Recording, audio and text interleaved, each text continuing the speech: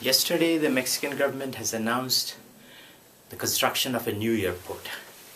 This airport is going to cost about $9 billion, and it's going to expand the capacity of the Mexico City airport to about 120 million passengers per year. Right now it's handling around 30 million passengers per year, but if we look at it in perspective, how many passengers are being handled by the world's largest airport, which happens to be the Atlanta airport? It handles about 90 million. So the question is, where are all these extra passengers going to come from for this new Mexico City airport? That is not very clear. The design seems to be coming from a good reputable company headed by a very famous architect. However, what is not clear is what the demand for this expanded capacity for the Mexico City airport is going to be.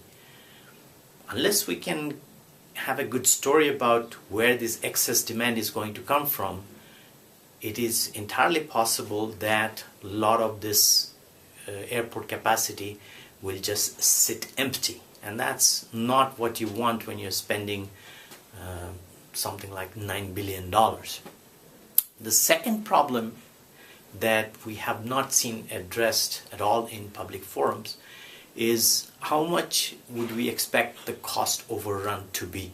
For example, in Mexico we have never had a public construction project either at airports or metro or any of the other things that have been built over time has been done on time and under budget. So my guess is, based on some facts, that the cost overrun could be as much as 50% of what is being projected now. And the second question is, how long is this thing going to take? For example, right now we are talking about the construction having about 6 years of construction work. What happens if there is overrun not just in cost but also in time? Again, in Mexico, public projects are never done on time. So we do have to take those things into account before we evaluate whether this project is viable or not.